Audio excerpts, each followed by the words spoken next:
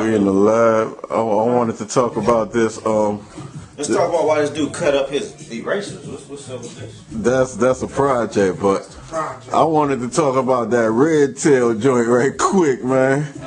Cause I was online. You saw it? Nah, I ain't see it yet.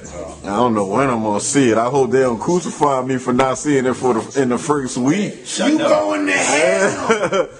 Well, I was tripping because I don't like nonsense. it had people that was talking about go see it.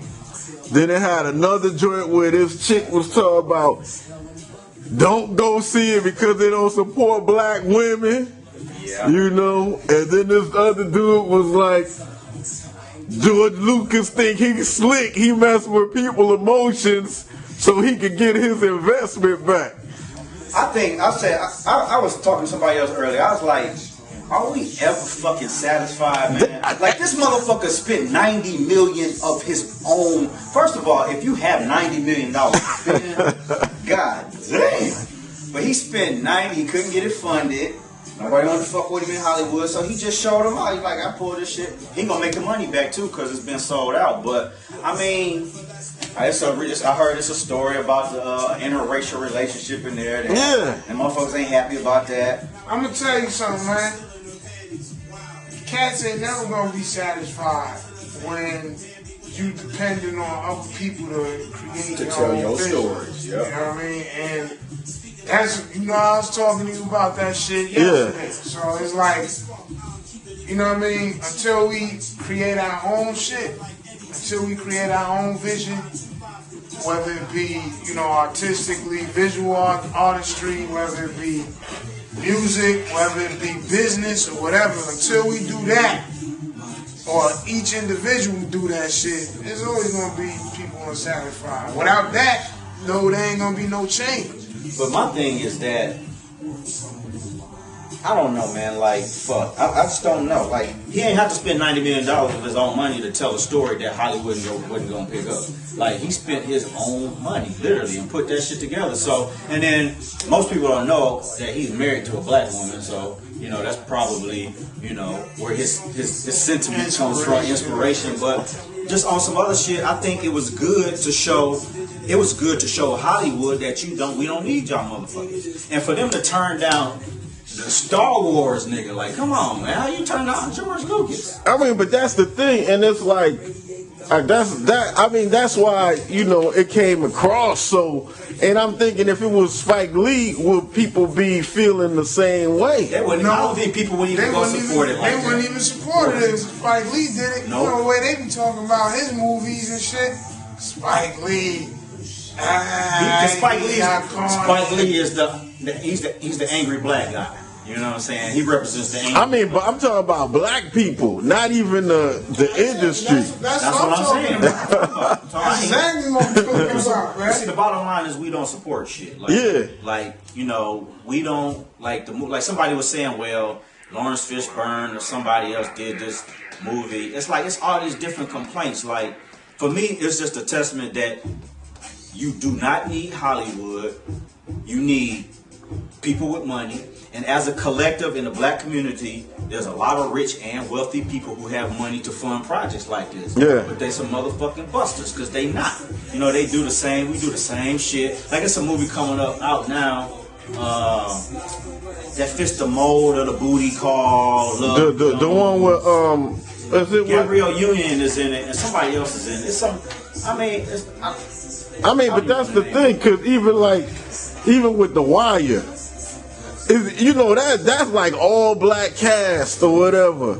But cats didn't catch on to The Wire until the very last season. Yep. And guess which season was the highest season? Which one?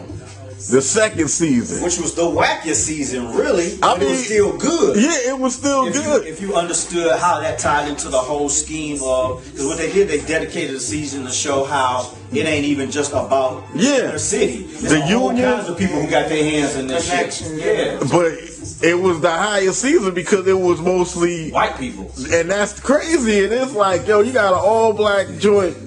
Them ones are struggling to get ratings. The writing is dope. You know, everything is dope. But y'all let the second season, which is mainly an all-white cast, be the top season. Yeah. You know what I mean? That was the great The Wire. If That, not, I mean, that's one of the I greatest don't know, shows man. ever. You know, I got my own ideas about how shit is ran when it comes to statistics and ratings and all that shit too. But It's dictated like really for us. We allow, and that's another problem. We allow people to dictate what we should go see. Like even with Red Tails, like it should not take a rally cry like it was to say go see it, go see it. Like you should fucking want to go see the story. And that's like the other thing too. Act the fool. Yeah, Go see yeah. that shit. Cause like Tyler Perry don't even have to tell heads to go see it. Go see it. Them mothers gonna go see it. But see, that's go ahead. now, what I was gonna say, like, I mean, I agree with y'all both, but then it's like, why should you even have to fucking have to say some shit like that? It's either you gonna go see it or you ain't. Like me, personally, I already expressed my opinion on that shit. I really wasn't gonna even check that shit. Yeah. Not because, you know, I ain't wanna, not because of all that other shit surrounding it. It's really just because it looked like some of the same old shit you always get. I mean, and that's what people are saying pretty much. Yeah. But it was just like, yo, let's go support this movie so black directors or whatever can get a chance to put out movies. But at the same time, when they put it out, are you still gonna support it? That, and at the same time, why the fuck you gotta go to Hollywood to get shit put out? See, that's what I was talking to Davey D on Twitter about. I was like, our problem is we wait for people to tell our own stories. Like, it's too much, it's too many. It's like, case in point, this brother Maya put me in touch with. He'd been working on a documentary for Jamil Alameen since 2005. He connected with the family, like he done told the whole story up until now. He said he done talked to some people. And for me, if you black, H-Rap Brown or Jamil Alameen's story, you need to hear that. You know, so regardless of what you think or what you've been led to believe. But he said he meeting with people, black people, and they scared. They even don't give him no money because they scared of that story. They scared of what he represent. You know what I'm saying? They scared of what comes from attaching yourself and stuff like that. So for us as a people, we just got to get off that bullshit. We got to tap into stories. Like, there's so many different stories that we can tell. Like, somebody need to make a movie about the Mau Mau.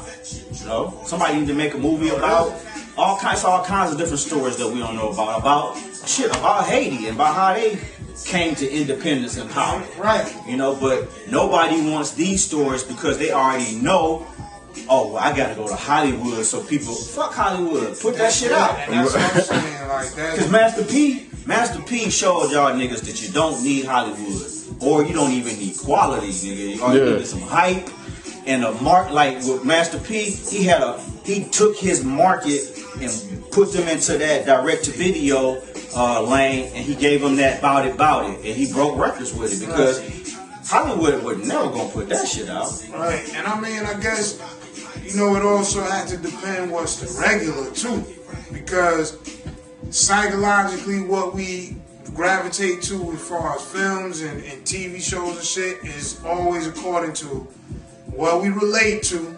You know what I mean? What's the norm? Which seems limited. Right? Which is the norm and what's constantly being put out there. Yeah. So, for instance, if you was to see some of those type of films or shows on a regular basis, would our mentality or our spirit towards those type of films grow naturally?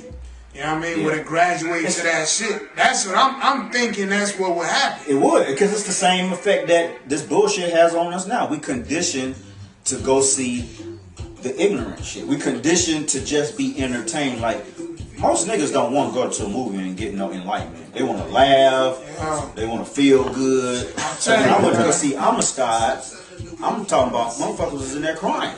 But that was a story that had never been told, that we had heard about. You know, that was a paragraph in our history books.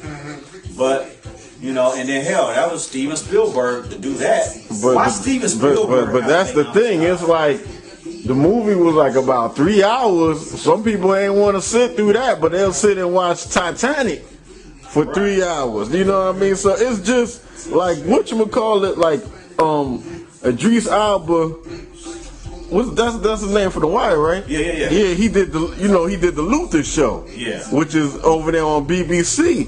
That mom won like I think a Golden Globe for that joint. You know what I mean? And he executive produced the shit.